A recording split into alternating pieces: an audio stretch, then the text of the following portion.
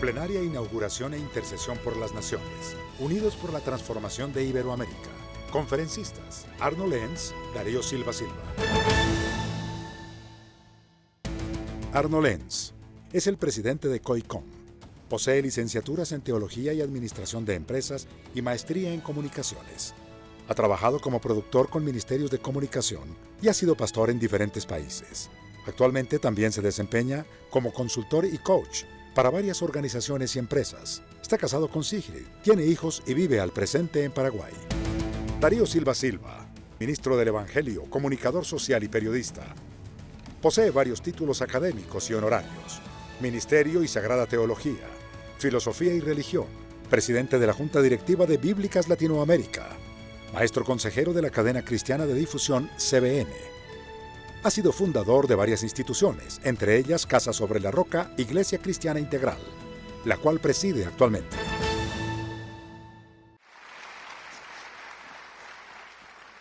Muchas gracias. Buenas noches a todos. Qué gran privilegio de poder estar con COICOM otra vez en Colombia.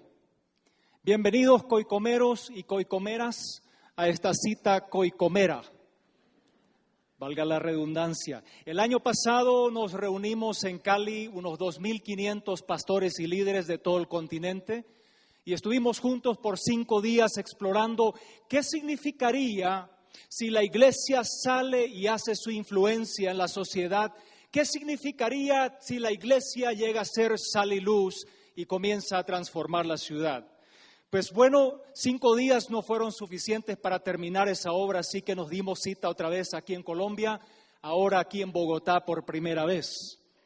Antes que nada quiero hacer algunos agradecimientos. Quiero agradecer a Sedecol, al pastor Edgar Castaño, por convocar también a la iglesia colombiana a esta cita de COICOM. Quiero dar gracias a la iglesia Casa sobre la Roca, al pastor Darío Silva y a su esposa Esther Lucía. Gracias por tenernos acá en esta casa. Realmente el pastor Darío ya es un amigo de hace mucho tiempo y es un coicomero fiel. Ha estado en muchas citas coicomeras y ha compartido lo que el Señor está haciendo acá. Quiero destacar la generosidad de la iglesia Casa sobre la Roca, que nos ha brindado todos estos espacios que tenemos aquí en esta iglesia para poder realizar el Congreso de COICOM, y lo hicieron sin costo alguno. Así que quiero agradecerles, muchas gracias por ese gesto amable al continente. Quiero agradecer a la Iglesia Tabernáculo de Fe y a su pastor Héctor Pardo por habernos invitado. Fue él en realidad el que dijo, cuando yo compartí sobre dónde hacer COICOM, el seguimiento de COICOM, él me dijo, hagámoslo en Bogotá.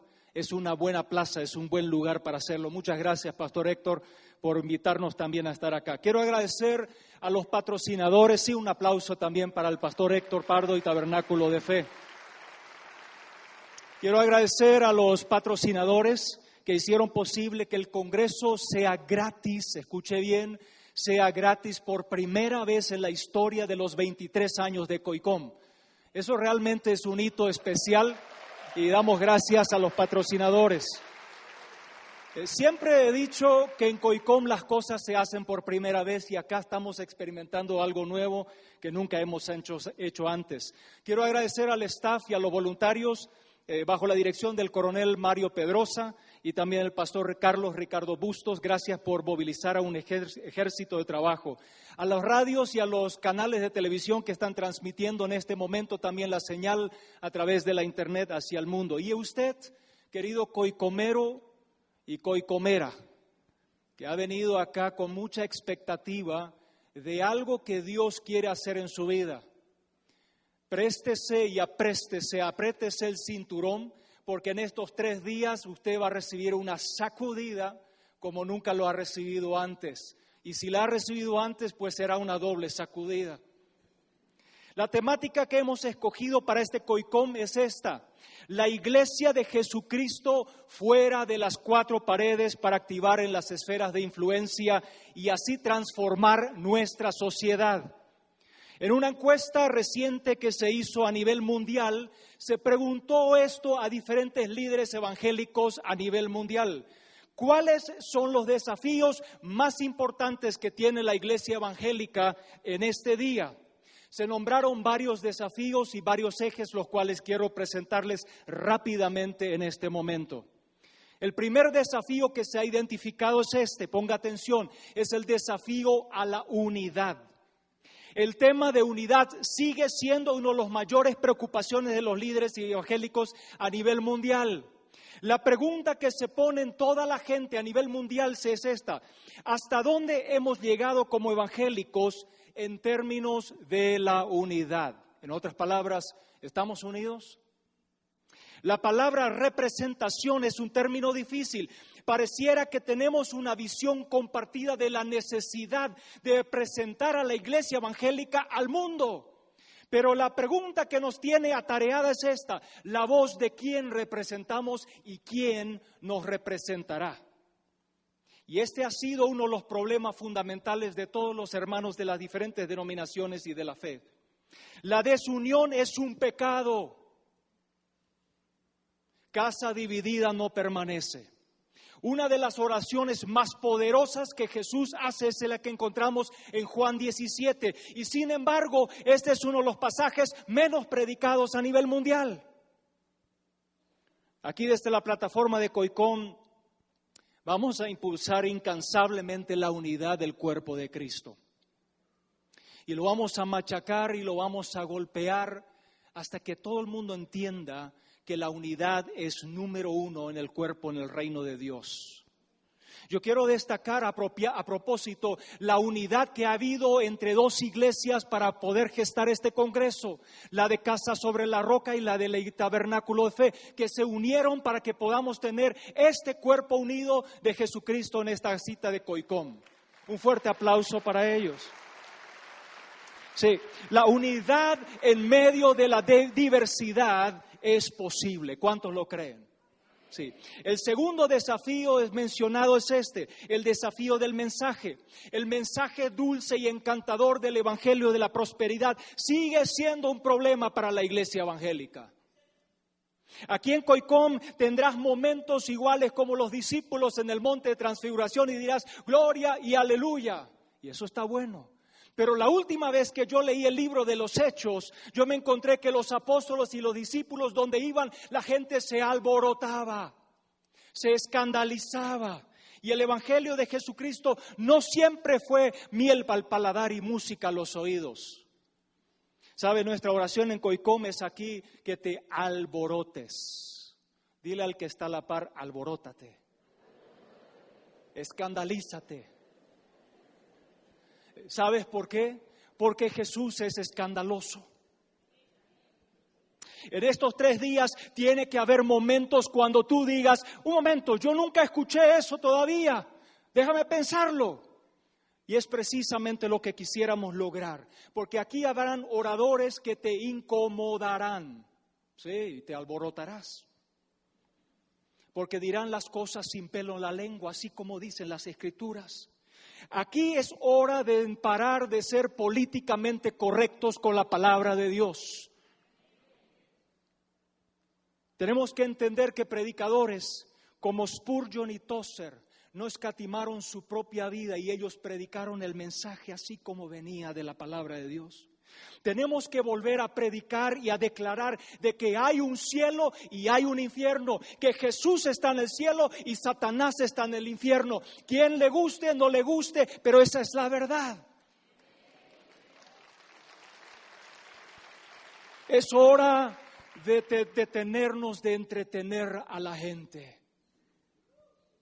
¿Sabe? El Facebook nos tiene acostumbrado a algo muy interesante. Nos tiene acostumbrado a esa pequeña pestaña que dice, me gusta. Pero la palabra de Dios y Jesús no siempre arrancaban aplausos. El tercer desafío es la separación de lo sacro y lo secular. La encuesta a nivel mundial dice que todavía hay un enorme abismo entre lo sacro y lo secular. Lo que sucede el domingo en la iglesia y lo que sucede de lunes a sábado en el lugar de trabajo. Las plenarias y los talleres aquí en COICOM están dirigidos para romper ese paradigma de lo sacro y secular, de que Dios está solamente en el domingo y el lunes a sábado es otra cosa. Y el cuarto desafío es el desafío de la imagen y el llamado. La encuesta a nivel mundial indica que los evangélicos seguimos con un problema de imagen. Hay algunos que proyectan una imagen mucho más grande que Jesús y otros ni tienen una imagen.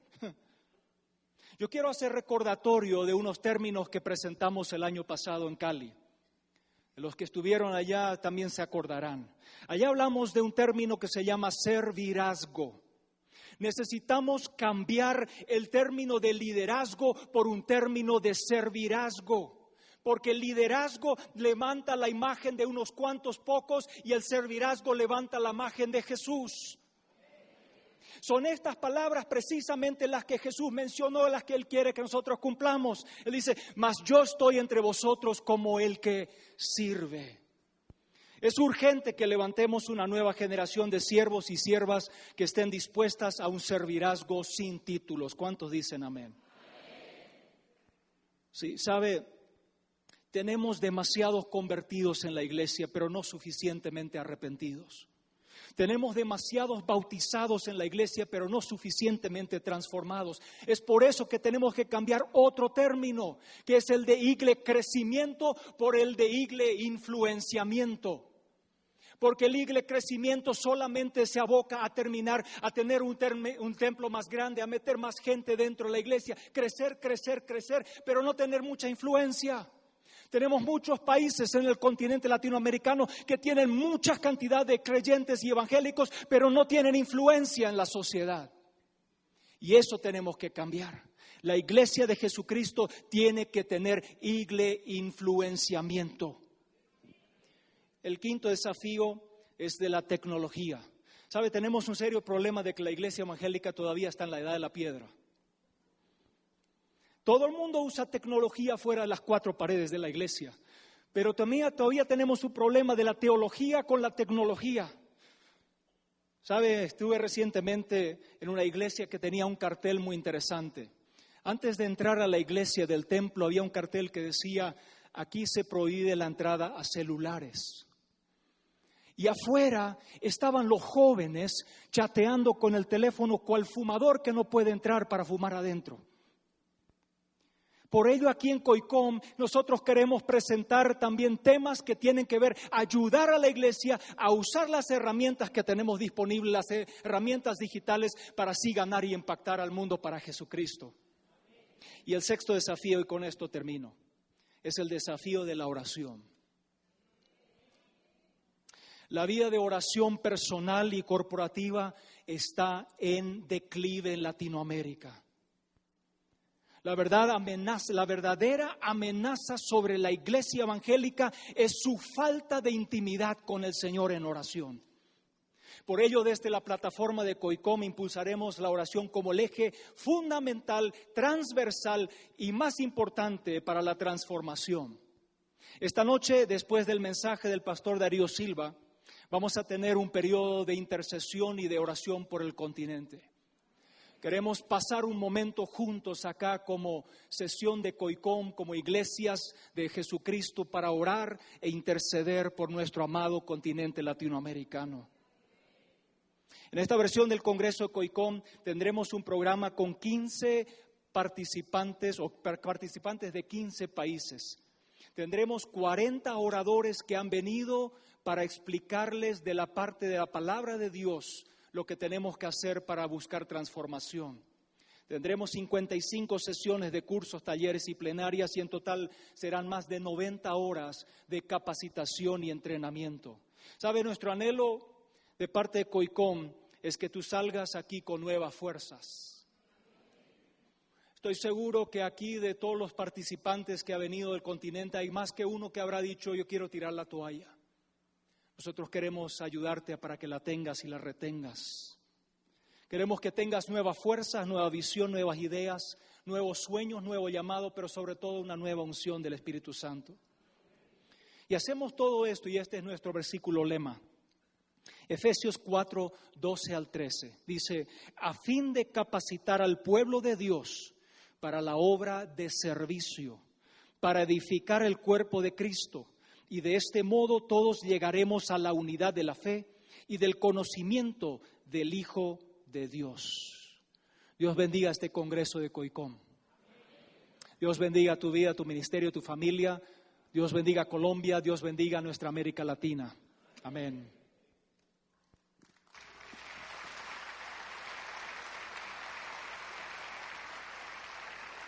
Muchas gracias, Pastor Arnold. Ahora les quiero presentar al Pastor Darío Silva. Darío Silva.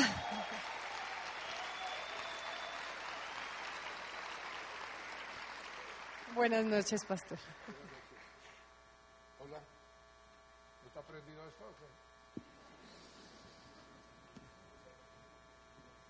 Hola, y ahora sí. Muchas gracias. Lo de tirar la toalla, he estado yo en los últimos meses casi como Elías debajo del enebro, mi querido Arnold. Y por supuesto somos seres humanos, pasamos por pruebas, por dificultades, pero el Señor siempre es fiel. Y el Señor nos vuelve a vitalizar para seguir adelante. Y por eso recibí con tanto entusiasmo la presencia de COICOM en Casa sobre la Roca, máxime cuando el partner para este trabajo, el otro buey, era mi hermano Héctor Pardo, con quien hemos caminado juntos hace muchos años.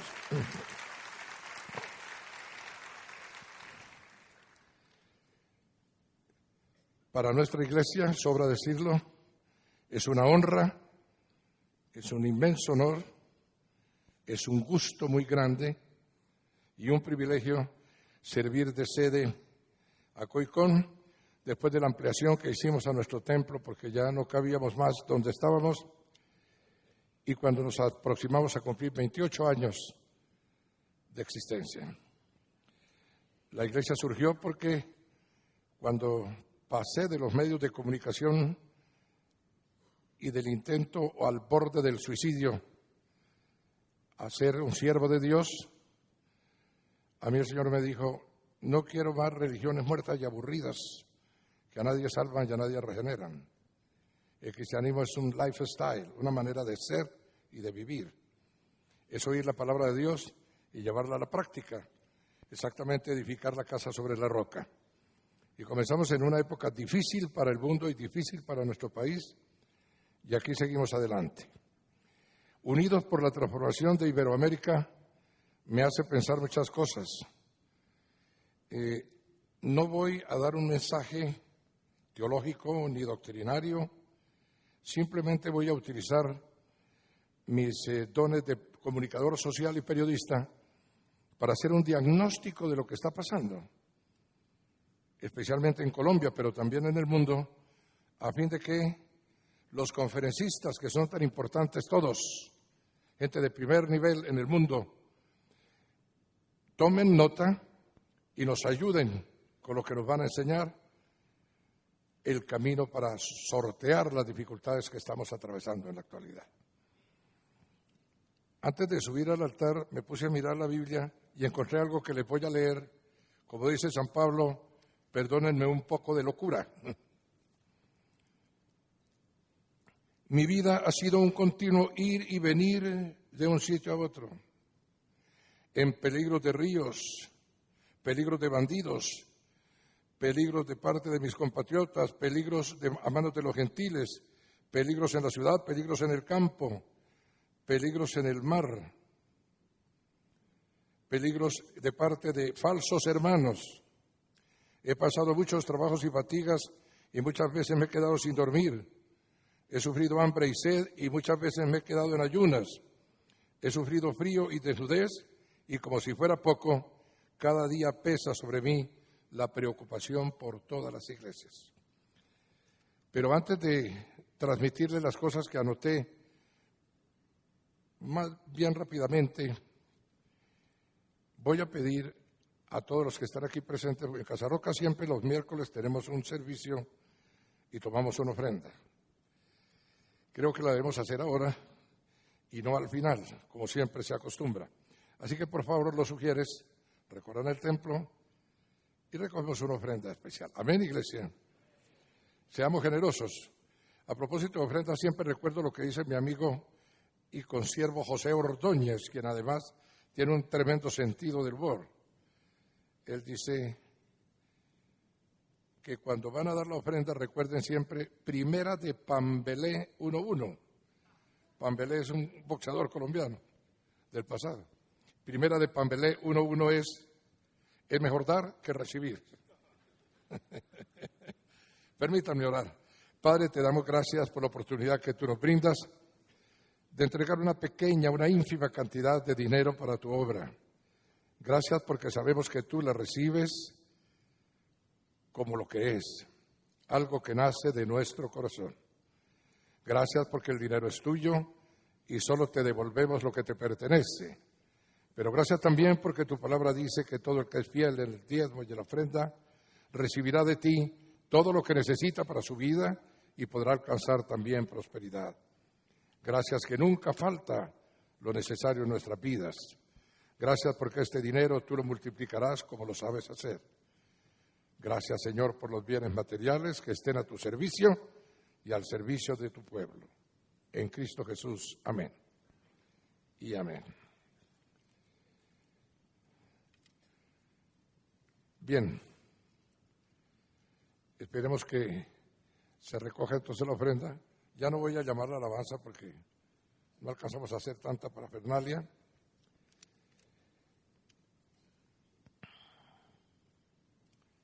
Como verán, simplemente voy a hacer de paramédico que coloca sobre el enfermo el fonendoscopio y el tensiómetro para que se vean los síntomas. Ustedes, queridos conferencistas que nos acompañan, son los especialistas que dirán cuál es el tratamiento adecuado para cada uno de los problemas que tiene esa niña enferma, que es la iglesia, que no está muerta, pero que necesita que el Señor le diga, Talita cumí, Talita cumí.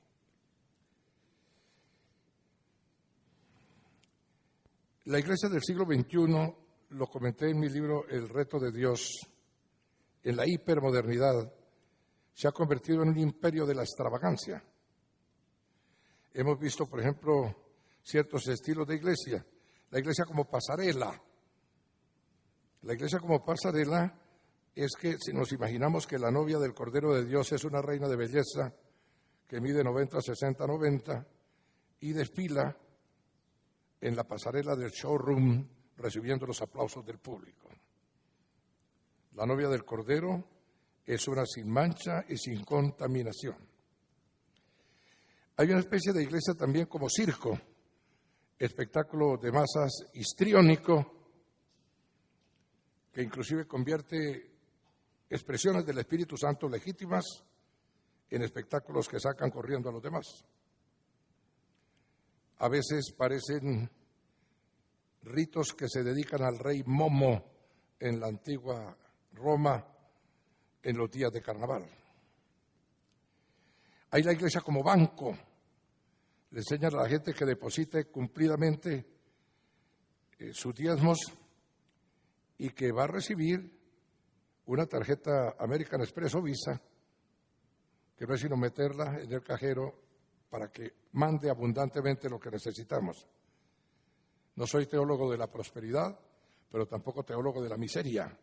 No creo que para agradar a Dios hay que vivir en un tugurio, en una favela de latas y cartones, comiendo desechos alimenticios recogidos de las basuras, con mucho olor a santidad porque no usamos desodorante. Creo que esas cosas tampoco son de Dios. Pero no podemos tener la teología del rey Midas, esos que predican que todo lo que tocan se convierte inmediatamente en oro, porque es la instalación del becerro de oro en nuestro corazón. Tenemos la iglesia como tienda de comidas rápidas, proclámalo y recíbelo. Algunos enseñan que todo el ejercicio de la oración y de la petición es simplemente con un teléfono celular marcar, pedir, e inmediatamente viene un ángel en bicicleta a domicilio a traernos lo que hayamos pedido al cielo. Eso ha hecho de la oración express algo que reemplaza rápidamente el verdadero poder de la oración, que es profundizar en la presencia de Dios en una audiencia con Él donde derramamos nuestro corazón. Se ve también a veces la iglesia como urna. Y en Colombia en las últimas elecciones eso fue determinante. Yo creo que debemos invadir la política. Creo que los cristianos debemos tomar los puestos de comando en la sociedad y en la política principalmente. Pero cuando vienen elecciones, en mi iglesia me gusta informar sin manipular. En este momento en Colombia hay un gran siervo de Dios que está aspirando a la alcaldía mayor de Bogotá, que es el doctor Ricardo Arias, a quien muchos conocen por su excelente paso por el Fondo Nacional del Ahorro. Qué bueno fuera que la ciudad de Bogotá tuviera al fin un alcalde conforme al corazón de Dios. Y esas cosas a mí me alegran, porque además él es mi hijo espiritual, Ricardo Arias. Pero sigo diciendo que debemos cristianizar la política sin politizar el cristianismo. Repito, cristianizar la política sin politizar el cristianismo. Últimamente, sin embargo, especialmente en Colombia y en algunos otros países de América Latina, estamos regresando a la iglesia como gueto. Estamos levantando grandes muros para defendernos de la contaminación exterior. Y esa iglesia como gueto no es el plan de Dios, porque Él quiere que nosotros vayamos afuera, que crucemos el lago con Él, desafiando la tempestad, para ir por el endemoniado gadareno que se encuentra en el otro lado. Y encerrarnos en los 4 muros de la iglesia, levantar murallas chinas o muros de Berlín para que no nos contaminen y para no salir hacia donde está la contaminación, es un error muy grave que se está cometiendo en el tiempo actual. Los últimos 15 años de mi vida han sido una experiencia terrible. Yo tuve que viajar a los Estados Unidos de América a presentar un libro en Expolit y tuve que quedarme allá porque había un plan para secuestrarme en Colombia. Y el Espíritu Santo lo reveló estando yo en la gran nación norteamericana. Tuve que quedarme allá. Y el Señor tenía un plan para mi vida. Me alegró mucho estar en esa gran nación porque pude notar la diferencia que José Martí había marcado. José Martí, que ha sido manipulado por intereses políticos, fue quien dijo: al norte del Río Grande los misioneros fueron buscando a Dios, al sur del Río Grande los conquistadores fueron buscando el oro. Y después saca la conclusión correcta, que es que cuando uno busca el oro, pierde el oro y pierde a Dios. Pero cuando busca a Dios, encuentra a Dios y adicionalmente encuentra el oro. Sin embargo, ha habido cambios muy profundos, porque en el año 2000, cuando llego allá, todavía se recordaba una presidencia muy fuerte que fue la de Ronald Reagan. Incluso había comentaristas que se divertían comentando cómo Reagan, cuando le llevaron un acto del Congreso Nacional por medio del cual se autorizaba el aborto en los Estados Unidos de América, directamente lo vetó, negó la ley. Y cuando lo entrevistan, creo que fue Dan Rather por la televisión, y le dice: bueno, pero usted vetó la ley que el Congreso había aprobado para el aborto en los Estados Unidos de América. Y entonces él dijo: sí, es que yo soy pro vida, yo defiendo la vida humana, solo Dios es el rey de la vida y el que puede disponer de la vida humana. Pero cuando el periodista le dice: pero usted vio que salió mucha gente a la calle a protestar por lo que usted iba a hacer, dijo: precisamente los que salieron a la calle fueron los que más me animaron a vetar la ley del aborto. ¿Por qué, señor presidente? Y él contestó: porque me di cuenta que los que salieron a protestar, todos habían nacido ya. Era un hombre con una mentalidad que venía del inconsciente colectivo protestante de su gran nación. Cuando él llegó a Estados Unidos, el presidente George Bush, se desató la guerra del Golfo. Él dijo que se trataba de una nueva cruzada y fue criticado por eso. Y sin embargo, cuando usted observa lo que sucedió después de que los Estados Unidos decidieron retirarse, creo que tenía razón. Era una nueva cruzada, pero ya es tarde para rectificar. El Islam ahora está haciendo de las suyas en ese lugar.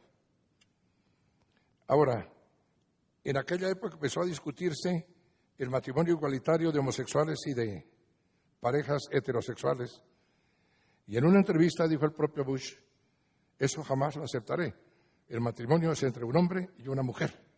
Y mientras yo sea presidente de los Estados Unidos, no firmaré una ley al respecto.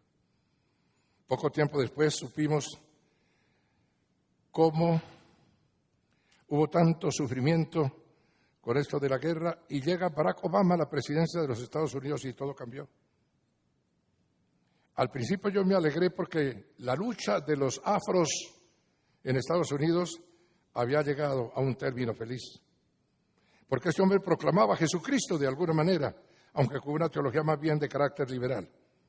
Pero con el paso del tiempo todo cambió. Es en la administración Obama cuando se autoriza el matrimonio homosexual, la adopción por parejas del mismo sexo, el aborto legal en todos los casos, la legalización de las drogas. Y yo me puse a pensar, ¿y para qué la lucha de Martin Luther King? Porque este gran apóstol de las libertades civiles en los Estados Unidos era un defensor de la familia, era antiaborto, era provida y además nunca habría autorizado el matrimonio homosexual. En los últimos tiempos se ha desatado, tal vez por el mal ejemplo que dio la antigua potencia evangélica del mundo, los Estados Unidos de América, una persecución contra cristianos, que algunos están interpretando ya como signo de los últimos tiempos. Nos estamos acostumbrando a que ISIS destruye templos en Siria todos los días. Hay campaña de persecución contra los cristianos en China, a pesar de que son más de 100 millones de creyentes en Jesucristo en la nación amarilla de Oriente. Todos los días se están quitando las cruces de las iglesias. Y los ataques contra cristianos son muy fuertes en todo el mundo. En Colombia, sin que nosotros nos diéramos cuenta, empezaron a cambiar las cosas. Y la iglesia no ha hecho la presencia que sería de esperarse. En días pasados estuve en el Parque de los Novios en Bogotá, porque al Ministerio de Misericordia, Amor y Servicio, la fundación de esta iglesia que dirige mi esposa, para niños desamparados, para mujeres cabeza de hogar, etcétera, le iban a entregar una mención de la Secretaría de Salud de Bogotá. Ese era el Día de las Madres Lactantes en el parque ya mencionado. Llegamos allí junto con el pastor Francisco Vega y su esposa, directores del MAS y otras personas. Nos hicieron esperar mucho tiempo y había más de 5,000 madres con sus niños al pecho. Un espectáculo precioso. Y el alcalde llegó, dijo 4 cosas y se marchó. Y alguien se acercó y nos dijo, tienen que esperar un rato porque ya los van a llamar para que reciban la condecoración o como la quieran llamar. Cuando de pronto, oh sorpresa, escuche bien, iglesia, en el Parque de los Novios en Bogotá, el Día de las Madres Lactantes, se levanta el animador y dice, listas todas porque ahora sí viene lo más grande de este evento. Y suben a unos mamos, es decir, sacerdotes indígenas, para que hicieran, escuche bien, un rito de iniciación para niños lactantes según los muiscas. Inmediatamente nosotros nos levantamos y salimos de ese lugar. No podíamos contaminarnos con tal cosa.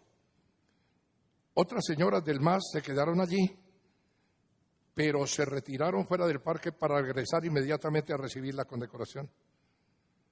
Oiga, y los mamos, después de hacer sus oraciones de hechicería, bajaron directamente a donde las madres estaban con sus niños a rociarles aguas, a hacer todos los ritos de las religiones precolombinas. Y aquí nadie protesta. Y aquí nadie dice nada. ¿Y por qué le imponen a una mayoría que cree en Jesucristo un rito que sabe que no lo va a bendecir? Las cosas son tremendas, queridos hermanos. En la Corte Constitucional, con motivo de una tutela que presentaron por un niño quizás de orientación homosexual que se suicidó en un colegio, llevaron la cosa hasta tal exageración que después del fallo le ordenaron a la señora ministra de Educación Nacional, Gina Parodi, no necesito decirle a todo el mundo que ella públicamente ha declarado que es homosexual, le ordenaron, repito, organizar un currículo estudiantil sobre igualdad sexual y que ordene. Es obligatorio enseñarlo en todos los colegios. Mañana con Héctor y otros dirigentes de la Iglesia en Bogotá nos vamos a reunir con los rectores de colegios cristianos en Colombia, porque no aceptaremos esa imposición.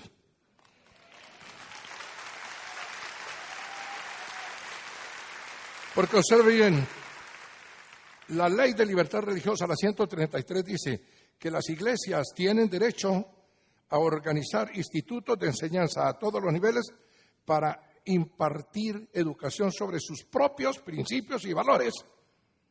Y si el nuevo gimnasio cristiano, que es el de mi iglesia, está montado para enseñar principios y valores cristianos, ¿cómo puede un gobierno obligarlo a que enseñe los antivalores y los antiprincipios que combaten lo que yo creo? Iremos hasta las últimas consecuencias, porque primero hay que obedecer a Dios que a los hombres.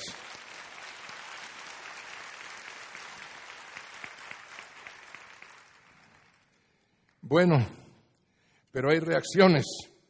A veces me gustan. Estoy mirando como en un noticiero de televisión lo que está pasando. Los bautistas del sur y Ronnie Flood, su presidente de la Convención Bautista del Sur, se presentó en público con todos los adherentes de esa denominación clásica de los Estados Unidos de América y le dijo de frente a los poderes del mundo que entrarán en desobediencia civil frente a la orden de casar parejas del mismo sexo. El rabino Jonathan Cahn se presentó ante la Casa Blanca, el Pentágono y el Capitolio en los Estados Unidos con una visión apocalíptica de lo que está pasando. Y lo único que quiero es transmitirles lo que dijo comenzando su intervención. ¿Podemos oírlo? Con todo el respeto que se le debe, ¿qué pasa si uno asume la presidencia colocando su mano izquierda sobre la palabra de Dios y luego con la mano derecha promulga leyes que están en contra de la misma palabra de Dios en la que había puesto su otra mano? Tal acto clama justicia del Todopoderoso. Jurar sobre la palabra de Dios en la que está escrito, defiende a los débiles y no matarás, y luego no defender a los débiles, no proteger a los no nacidos, sino en cambio, promover su asesinato, es invocar el juicio del Todopoderoso. Hace más de 200 años, George Washington tenía en su mano el primer discurso presidencial. En ese discurso había una advertencia profética. Esta era: no pueden esperarse sonrisas benevolentes del cielo en un país que no tiene en cuenta las reglas eternas del orden y el derecho que el cielo mismo ha ordenado. En otras palabras, si Estados Unidos alguna vez da la espalda a Dios y a sus caminos, si alguna vez llega a ignorar sus reglas eternas de orden y justicia, entonces sus bendiciones, las sonrisas del cielo se irán de esta tierra. Era una antigua advertencia. Bueno, eso lo dice un rabino mesiánico que está hablando allí, donde está el poder de los Estados Unidos de América.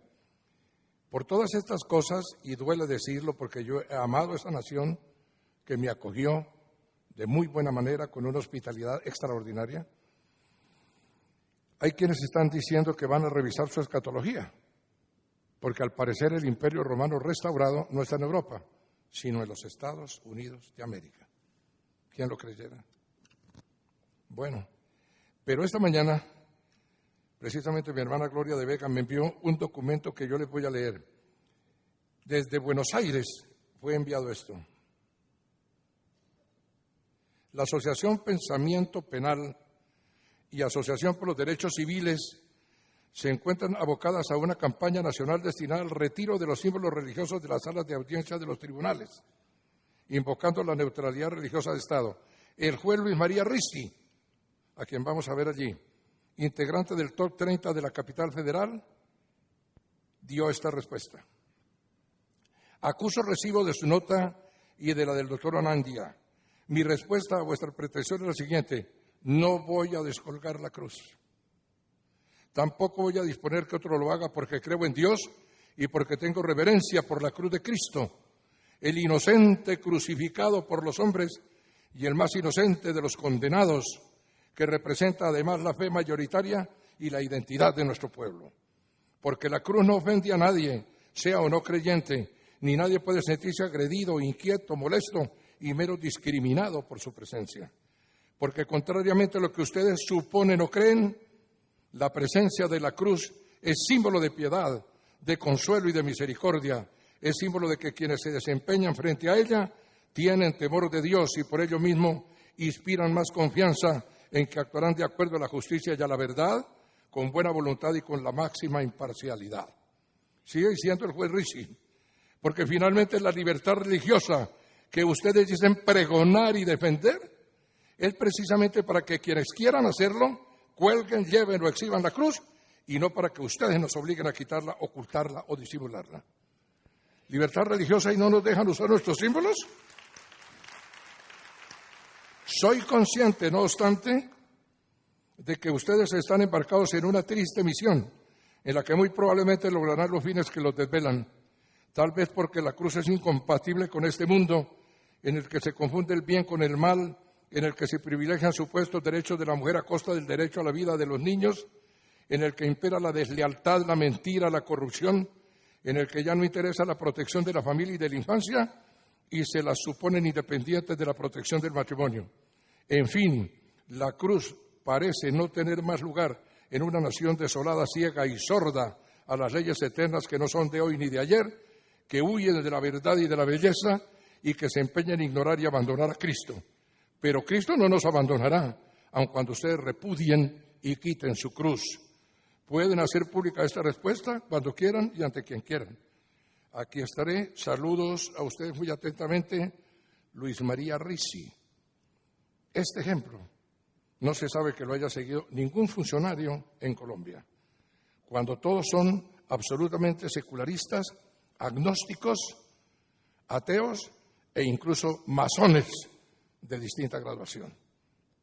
Y ellos son los que nos están haciendo el nuevo país en el cual no participa la Iglesia.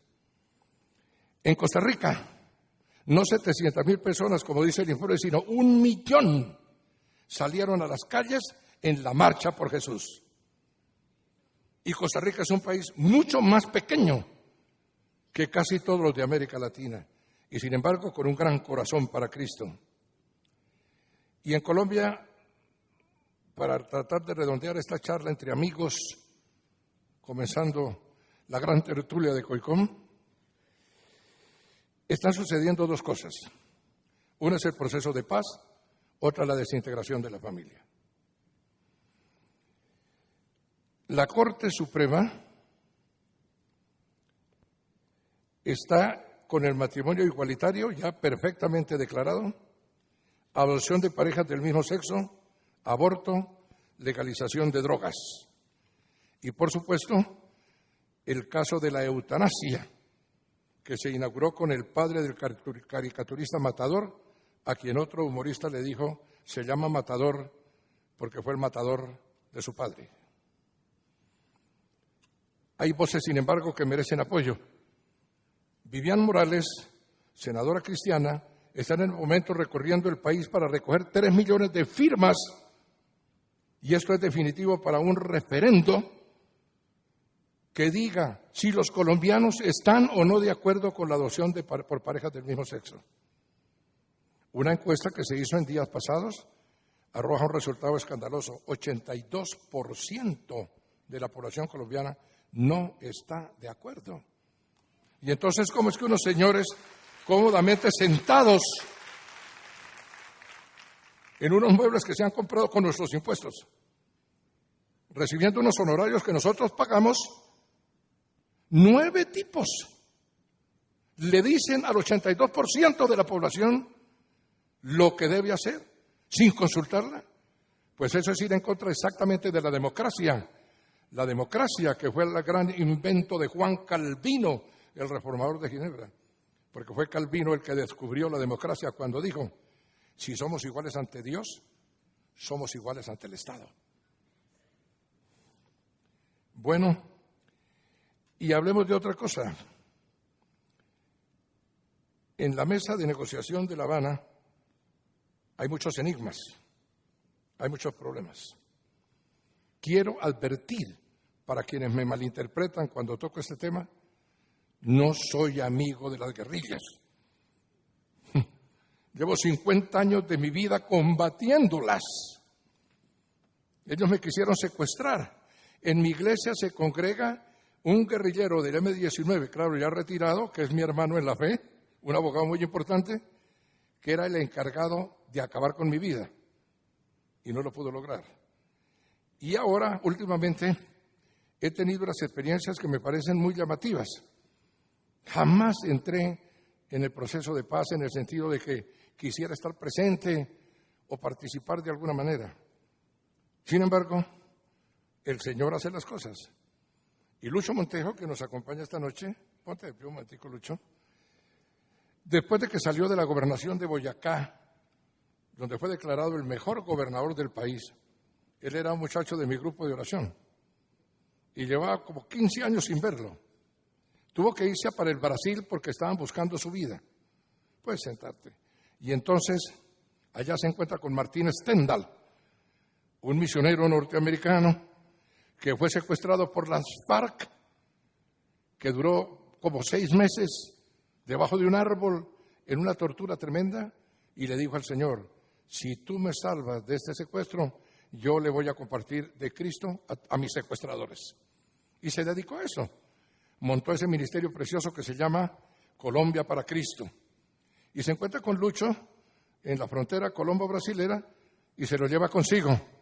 Y Lucho ha estado todo el tiempo trabajando con Martín y es así como llegó a La Habana. Y usted no lo quiere entender, pero es la verdad. Aquí está la casa donde los guerrilleros negociadores se encuentran. Hay un lago y al otro lado está la casa de Colombia para Cristo y de la Misión Carter, de la Fundación Carter. Y Lucho ha estado allí. Voy a mostrarles algunas fotos. Se ve muy elegante con esas compañías usted, con Stendhal. Sigamos, mire, observe bien. Y allí tenemos al hermano Lernis, que es un gran sanador. ¿Usted sabe que ese hombre ha hecho milagros de sanidad con los guerrilleros y con sus mujeres? Bueno, allí tiene pues la prueba. Ahí está Martín. Lucho es el que más se ríe. Yo no sé por qué. Porque eso no es como para reír tanto. Bueno, ¿tenemos algo más? No. Bueno, perfecto.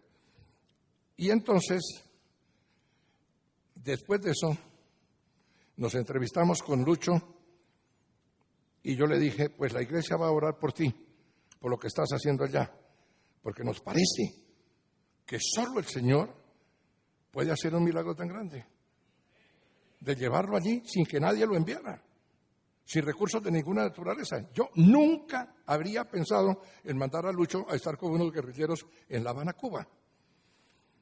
¿Y qué están haciendo allí ellos, estos misioneros? Compartiéndoles la palabra de Dios a los guerrilleros.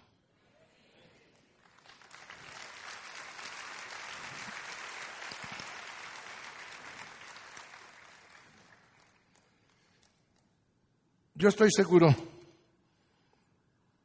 de que COICON nos va a unificar. Vamos a tener espacios de aprendizaje y unidad para aprender a enfrentar estos desafíos en forma correcta. Pero es que en la iglesia se fundó Pacificadores, un grupo de personas que tienen que ver con estos temas.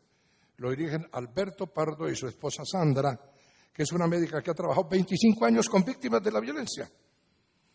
Y estando en un pueblo que se llama Carmen de Apicalá, me llamaron de alto nivel para pedirme que alguien de nuestra iglesia fuera con una comisión de veeduría del cese al fuego. Entonces yo le dije a Sandra que fuera. Allí la tienen. Mire con quiénes está. Sigamos, por favor. Ese es Pablo Catatumbo. Digamos adelante. Bueno, no sé si lo conocen. Iván Márquez en persona. Con Sandra. Este es el señor Romaña. ¿Sabe qué le dijo Romaña a Sandra?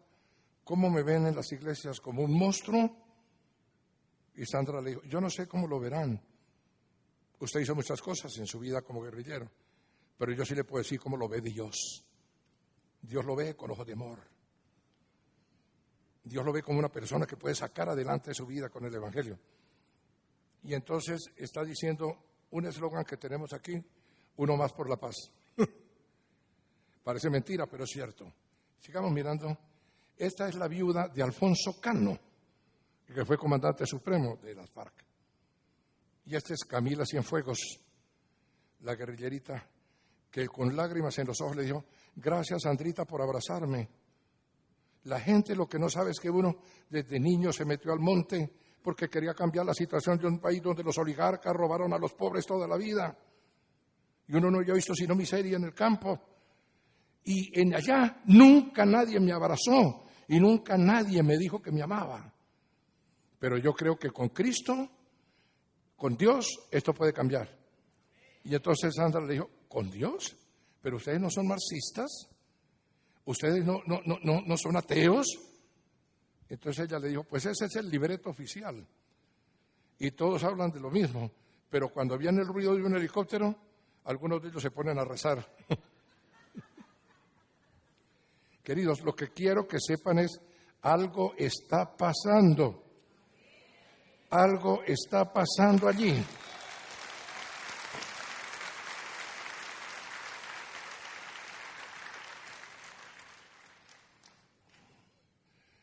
Entonces, lo que quisiera decirles es, la situación en el país ha cambiado.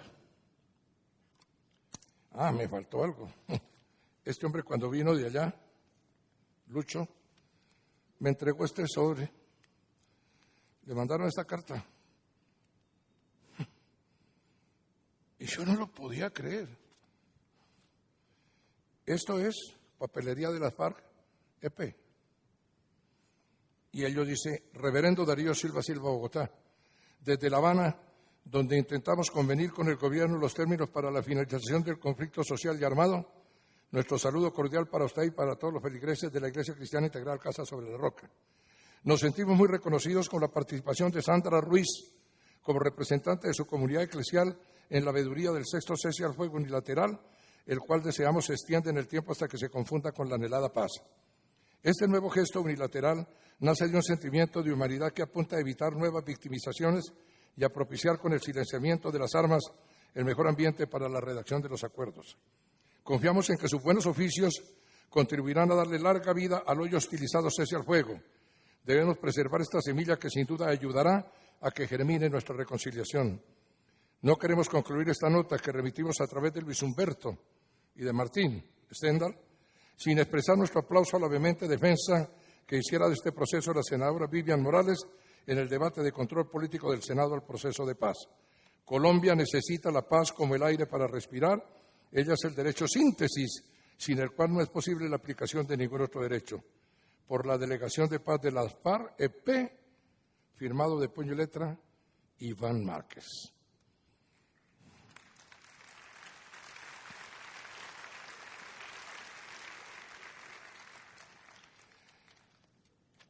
Y la gente a veces se molesta porque dice, ¿qué tienen que hacer las iglesias en un proceso de paz?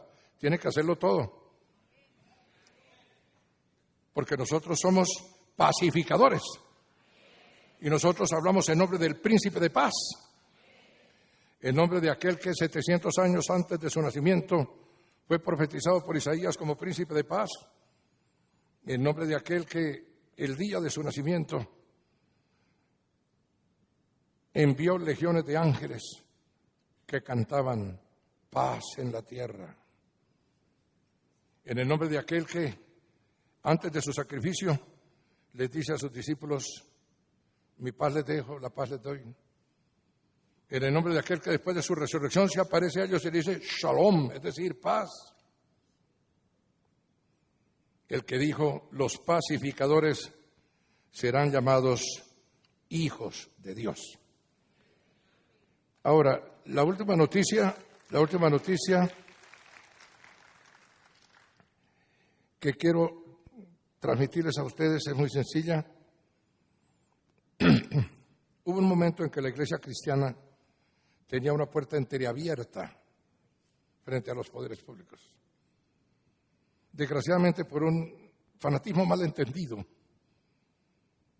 algunos cristianos, en lugar de abrirla un poco más, la cerraron.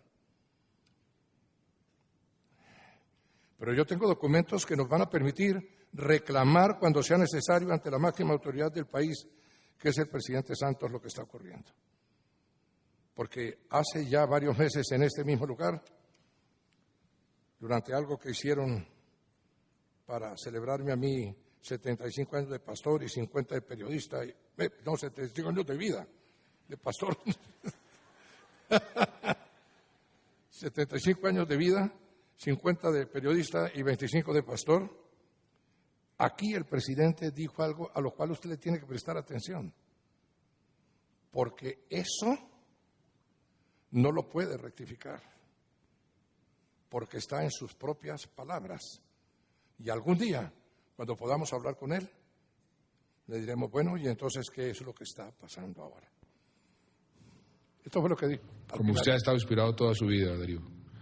Eso es una lección de vida. Y por eso yo no me podía perder este homenaje para este gran hombre. Y esas palabras de perdón y reconciliación, porque si este año es el año del perdón y la reconciliación, es porque va a ser el año de la paz. Pero como presidente de la República, para decirles a todos ustedes y a todo el país, a través de los medios de comunicación, que nuestra Constitución dice muy claramente que la libertad de cultos no solo consagra la libertad de cultos, sino que eliminó el concepto anacrónico de religión de la nación. Y agregó, todas las confesiones religiosas e iglesias son igualmente libres ante la ley. Y tenga usted la absoluta seguridad que, como usted lo ha pedido, que esa libertad no se toca ni con el pétalo de una rosa, que yo como presidente se lo garantizo. Bueno, algún día podremos tener una nueva reunión con el doctor Santos y recordar los viejos tiempos. Pero hay que tomar en cuenta lo que dijo, porque te has atado con las palabras de tu boca, dice claramente la Escritura. Yo creo que debemos estar tranquilos en medio de los turbulentos tiempos que nos toca vivir de aquí en adelante. Como lo dije alguna vez en la Confederación Evangélica de Colombia, el nuevo país que viene con el posconflicto, o lo diseñamos o nos lo diseñan. Ya nos lo empezaron a diseñar. Entonces vamos a ver cómo se corrige la plana y qué es lo que podemos realizar para que tantos atropellos que se están realizando en nombre de la ley puedan corregirse. Pero es que esta noche, perdóneme la informalidad, nos acompaña Mary, ven por favor. Mary Spitia es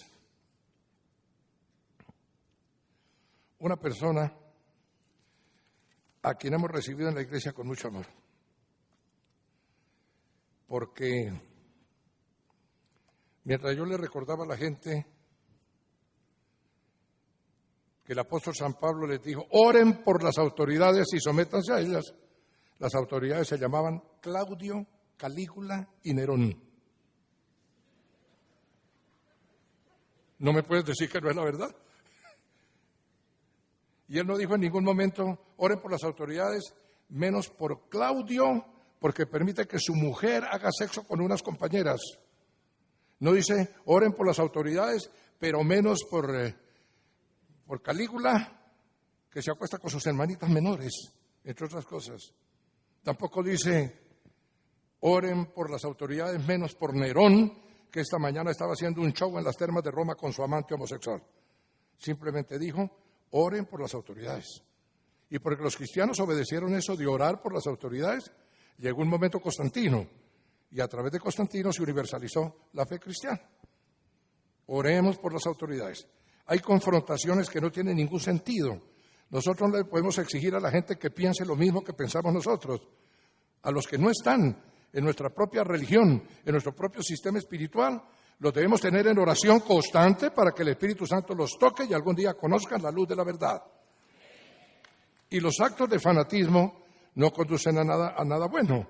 Kurt Koch dijo muy inteligentemente que el fanatismo es como la espuma o como la espuma que flota por encima del líquido, como la escoria que cuando está fundiéndose el metal está encima. Ese es el fanatismo, la escoria. El oro está por debajo de la escoria. Y hay algunos que como que quieren desatar la persecución. Incluso hacen política con términos muy agresivos, ofendiendo personas. Por supuesto, no soy amigo de la comunidad gay. Yo creo la palabra de Dios y yo defiendo la palabra de Dios y no me muevo de la palabra de Dios. Pero ellos son seres humanos por los cuales el Señor derramó su sangre en el madero. Y siempre que me hablan de eso, recuerdo lo que Billy Graham le dijo a Larry King en una entrevista de televisión. Cuando Larry le pregunta, ¿qué opina usted de los homosexuales? Billy responde, que Dios los ama, pero rechaza su pecado. Dios los ama, pero rechaza su pecado. Entonces no sería bueno sino recordar lo que Ignacio, el padre de la iglesia primitiva, le dijo a su discípulo Apolinar, que vivía desafiando al imperio romano. Tenía ganas de que lo llevaran a las fauces de los leones o que lo sacrificaran en un barbecue delante de algún dios. Le escribe una carta en la que le dice, querido hijo, recuerda esto, en materia de persecuciones es tan culpable el que la desata como el que la provoca. Hay que tratar a todas las personas con amor, con el amor de Dios que no hace acepciones. Amén. Pero me gustaría contarles que después de que regresé a Colombia, la revista Hechos y Crónicas de nuestra iglesia recibió en cabeza de su director Augusto Calderón, prestigioso periodista colombiano, una carta de un recluso de la cárcel de alta seguridad de Cómbita. No tengo tiempo para presentar el video completo, lo haremos tal vez el sábado cuando hablemos el conversatorio de la paz, en el cual este hombre, un guerrillero retirado, que se acogió a Justicia y Paz, dice que necesita hablar conmigo y que necesita pedirme perdón porque él era el que me iba a secuestrar. Y entonces hablé con el IMPEC y me presenté a la cárcel de Cómbita. Hay fotografías con él. Ese es el abrazo que nos dimos. Yo le dije, usted le escribió al director de la revista diciéndole que me pide perdón y yo he venido personalmente a decirle que lo perdono de todo corazón. Es un cristiano, en la cárcel recibió al Señor, en la cárcel estudió Derecho y hoy es profesor que ayuda a muchos en sus necesidades dentro de la prisión. Y entonces el hombre finalmente se hace un cristiano. ¿Qué fue lo que pasó? Que esta mujer, su esposa, antes de ir a Cómbita, entró a un almacén, creo que Éxito, dijo, ¿qué le llevo a mi marido que le gusta leer? Y encontró la revista de la iglesia y se la llevó. Y él allí encontró las fotografías de Lucho Montejo con los guerrilleros en La Habana y mandó su carta. Y ahora somos buenos amigos y la noticia que nos tienes tú me parece bonita porque él está a punto de recibir otros beneficios. Primero que todo, doy gracias a Dios por permitirme estar aquí en la Casa de la Roca y darle gracias a Dios porque le permitió a Guillermo, en presencia del pastor Darío, pedirle perdón porque lo iba a secuestrar. Él conoció de Dios en la iglesia y yo conocía a Dios por medio de la revista que le envía a Guillermo. Él ahorita en este momento está trabajando en la cárcel de la carrera que hizo. Antier le di la noticia al pastor de que le dieron las 72 horas después de que se las habían negado. Puede salir cada mes 72 horas. Qué bueno. Y gloria a Dios, pues él cuando se las negaron, había decaído un poco y comenzó a trabajar con los internos de la cárcel, a hacer la carta para solicitar las 72 horas de compañeros que están allá en la cárcel. Se las daban a ellos y él decía, pero ¿por qué a mí no me dan las 72? Cuando leí la noticia antier, le dije, ¿se acuerda que una vez le dije, el día de nuestro Señor, que le diga que usted tiene las puertas para comenzar a tener una libertad, ese día va a ser? Y antier fue la noticia.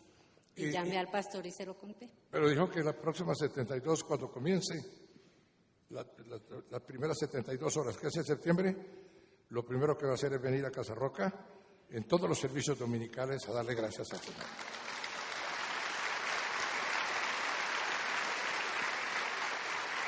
Gracias. Bueno, como ven, son cosas que las he hecho de forma no tan elegante, no como hago mis sermones, sino reunidos en familia, un grupo de amigos. La historia que contó Guillermo es que todo lo tenían fríamente calculado y un día, cuando yo salí del templo, iba en mi automóvil y ellos me cercaron con 2 carros, uno adelante y otro atrás, más 4 motonetas. Y no saben cómo, en la novena, donde no había manera de que se escapara Darío, el carro se desapareció. Eso está grabado.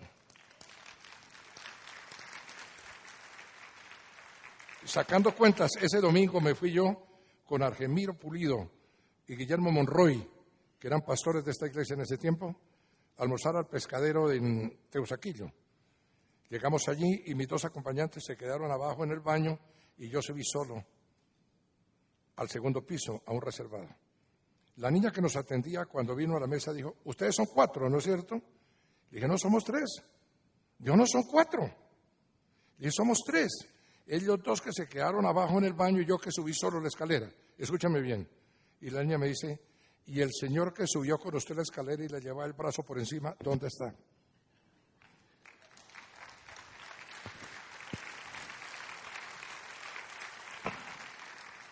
Entonces yo le dije, él anda por ahí, pero no va a almorzar con nosotros.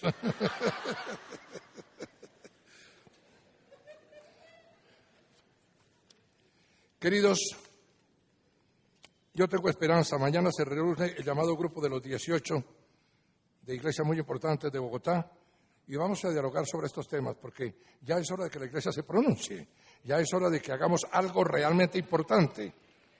Cuando se cumplieron los 25 años de la libertad religiosa, llenamos la Plaza de Bolívar y fue un acto que todo el país recibió con respeto por aquellos que seguimos a Jesucristo como nuestro Señor y Salvador.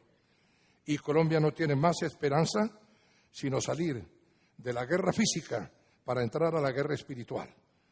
Y con la guerra espiritual conquistar esta nación que está llamada a ser un Canaán, una tierra que fluya leche y miel, porque tiene todos los recursos para ser una potencia mundial. Y lo será porque el Señor siempre cumple sus promesas.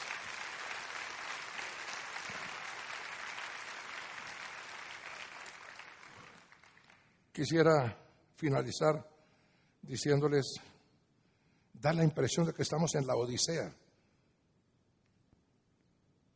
Es una iglesia rica, no me refiero a Casa Roca, sino a la iglesia en general. Se ha enriquecido, tiene buenos recursos,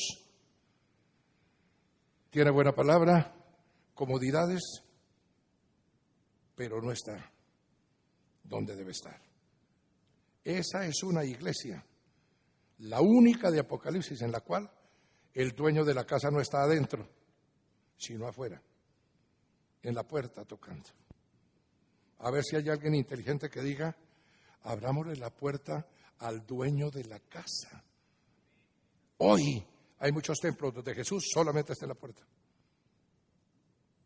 Porque nos preocupamos más por nuestra denominación, por nuestra religión, por nuestra tradición, por nuestras ideas personales o congregacionales, que por centrarnos en la persona de Jesucristo, que es lo único que nos puede dar el mensaje real de salvación para los individuos y para la sociedad. Y estoy recordando, para concluir, a Lope de Vega, el maravilloso poeta español. Él precisamente hizo un soneto en el Siglo de Oro en el cual habla de eso. Espero que lo oigamos como un aporte lírico a las cosas técnicas que en estos días vamos a recibir. Porque COICOM lo que ha venido a traer es la manera de que demos un salto en garrocha. No una actualización de un paso, repito, sino un salto en garrocha a las nuevas realidades del país. Porque los enemigos de la fe cristiana avanzan a pasos acelerados y nosotros estamos como tortugas, a veces mirando que todo se desbarata a nuestro alrededor y no teniendo la sabiduría de dejarnos guiar por el Señor y por su palabra para sacar adelante no la iglesia, sino la nación que el Señor nos ha encomendado. Dice López, ¿qué tengo yo que mi amistad procuras? ¿Qué interés se te sigue, Jesús mío? Que a mi puerta cubierta de rocío pasas las horas del invierno oscuras. Oh, cuánto fueron mis entrañas duras, pues no te abrí. Qué extraño desvarío si de mi ingratitud el hielo frío secó las huellas de tus plantas puras.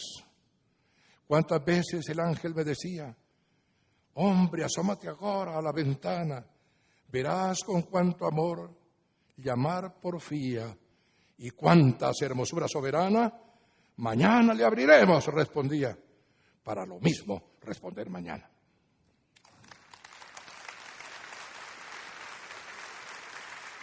El Señor está en la puerta.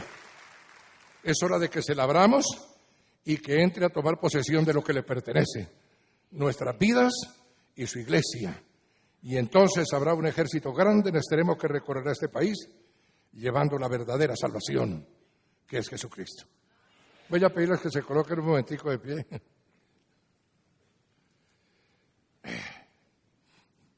Perdónenme esta charla desilvanada. Aquí los TMT, que son los Timoteos, es decir, los jóvenes de la iglesia, que ya no me dicen papá sino abuelo porque son hijos de mis hijos espirituales. Cuando yo digo es una charla desilvanada, dice, ¿eso quiere decir de silva nada? Quiero que levantemos las manos al Señor un momento y permítanme hacer una oración para que terminemos en oración porque vamos a seguir en oración. Padre, yo te doy gracias por el privilegio tan grande que me has dado de compartir coloquialmente estas cosas en lenguaje sencillo, directo, de la vida diaria, con mis hermanos que hoy nos acompañan. Yo bendigo la vida de Arnold Lenz, de su preciosa familia, del gran ministerio que tú le has dado y por la responsabilidad con que él aboca todos los problemas. Gracias porque tu Espíritu lo guía y tú lo has traído a este lugar para que desde aquí Colombia tenga un nuevo amanecer. Señor, gracias por cada mujer y cada hombre que está aquí. Tú los conoces bien, tú sabes que tienen luchas, tú sabes que necesitan, tú sabes que son tus siervos. Señor, todos nosotros de alguna manera te hemos negado como Pedro. Casi siempre, y ahora sí que es cierto, te estamos negando no con la palabra, sino con el silencio, cuando se necesita que se oiga tu voz. Pero Señor, igual que Pedro, en medio de nuestras negaciones, si tú te acercaras ahora y nos preguntaras, ¿me amas? Sin vacilar, al igual que el apóstol, podemos decirte todos nosotros, Señor, tú sabes que te amo, tú sabes que te amo, y que ese amor es todo para mí. Gracias, amado Dios, porque aquí hay representadas iglesias, congregaciones, ministerios, y gracias por mi rebaño. Bendito y alabado sea, Señor, por cada mujer y cada hombre que va a sacar tiempo para aprender más de tus cosas, para invertir en los negocios de tu reino, para aprender a lavar pies, para ser como tú, sirvientes de los hermanos. Bendice a COICOM y bendice a Sedecol, que representa las iglesias en Colombia. Y gracias también por instituciones como bíblicas, representadas por nuestro hermano Esteban Fernández, que hoy nos acompaña. Y gracias, Señor, porque cada uno de nosotros saldrá de este lugar diferente a como llegó, dispuesto a escuchar tu palabra y a llevarla a la práctica, a orar y a obrar, a creer y a hacer, a convertir la creencia en vivencia. Señor, líbranos de una iglesia donde estemos divididos entre místicos y contemplativos, como dijo tu siervo Charles Spurgeon. El que trabaja y no ora es un orgulloso. El que ora y no trabaja es un hipócrita. Líbranos de los orgullosos y de los hipócritas, y haz de nosotros personas que oramos y obramos. Y que tu espíritu y tu palabra vayan juntos, porque la Biblia son los rieles y el Espíritu Santo es el tren. El tren solo puede andar sobre los rieles, y los rieles son inservibles sin el tren. Porque la Biblia es la chimenea y el Espíritu Santo es el fuego. La chimenea sin fuego no calienta a nadie, pero el fuego por fuera de la chimenea puede incendiar la casa. Cubre con tu sangre cada vida. Yo los bendigo en tu nombre, bendigo sus pensamientos, sus sentimientos, sus voluntades, su salud corporal, su sanidad interior. Bendigo sus familias, bendigo sus ministerios. Y te pido, Señor, una unción especial de tu Espíritu para todos ellos y para mí.